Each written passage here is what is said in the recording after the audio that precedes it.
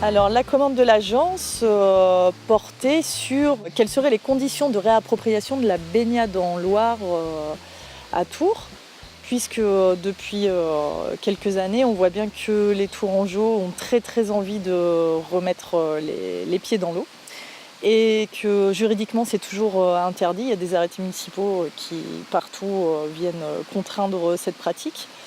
Et avec l'ouverture du site, par exemple la plage à Tours, on sent bien qu'il y a une véritable envie, que ce soit à Tours ou partout en Europe, de se réapproprier le milieu naturel.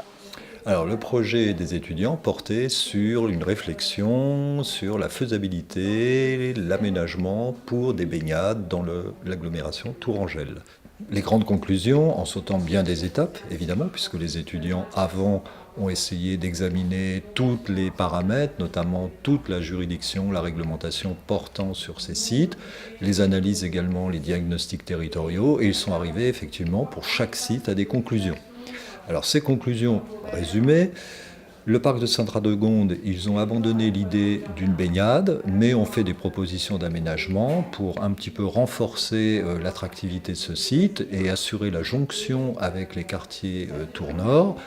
Ensuite, sur Tours-Plage également, ils ont abandonné aussi l'idée d'une baignade, puisque là, il y a une interdiction très forte, mais tout en songeant également à que faire si on ne peut pas se baigner. Donc, il y avait des problèmes de surfréquentation, donc il fallait peut-être aussi voir d'autres espaces. Ils ont eu des solutions d'aménagement, par exemple en utilisant les berges, les semelles de béton du pont, des idées un petit peu originales, et puis une connexion également avec la rive nord. Et puis ils ont retenu là les îles Noires pour y développer une baignade là en milieu fermé dans un des étangs qui existe actuellement et qui devra donc être pérennisé au moment où l'activité cessera. Donc notre projet à nous, ça a été de reprendre un travail fait en amont par les étudiants d'ETP de Tours qui nous ont fourni un diagnostic géographique et juridique de nos sites d'études, donc Tours-Plage et le parc Sainte-Radegonde à Tours. Et donc d'après ce travail, on en a découlé, nous, un diagnostic paysager sur lequel on a pu soulever des contraintes et des atouts à chaque site autour de la baignade en milieu naturel. Et donc ensuite, nous avons axé nos aménagements sur Tours-Plage et le parc Sainte-Radegonde en complémentarité pour les deux sites. Donc le site de Tours-Plage, nous l'avons conçu, imaginé comme un site non incitant à la baignade, en y installant des bains de soleil et un passage à gué qui reliera l'île Simon et reliera mieux la Guinguette au centre-ville de Tours. Et le parc de Sainte-Radegonde, nous avons repensé et repositionné ces pôles d'activité déjà présents qui sont récréatifs, sportifs et détente.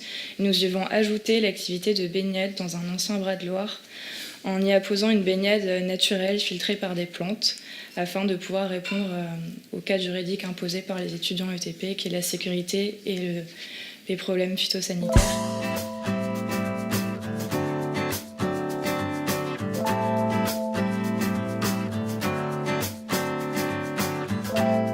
Nous avions eu un contact avec la mairie de Rochecorbon et un propriétaire privé qui s'est acquis un terrain dans l'espoir d'en faire un parking. Et malheureusement, ce terrain étant entièrement inondable, eh bien, le parking est absolument hors sujet. Donc il s'est retrouvé avec un terrain très intéressant en lien avec la Loire, parce qu'en lien avec la Loire à vélo, à proximité bien sûr de sa guinguette, puisqu'il s'agit de Lulu Park, mais avec une impossibilité de valoriser son bien.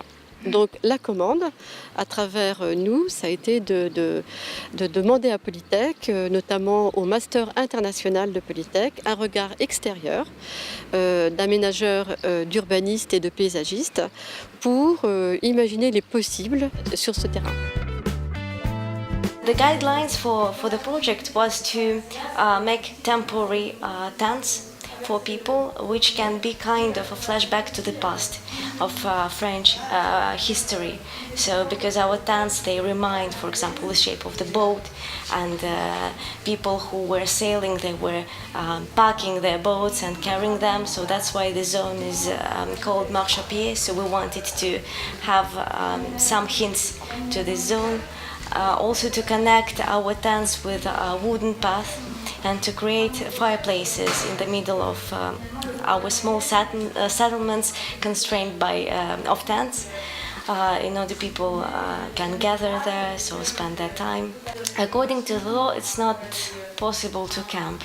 So, but we hope that the landowner can still prove that this project is possible, because we predicted that all the tents can be removed in 24 hours in case of flood. So, because that is the only obstacle for our project.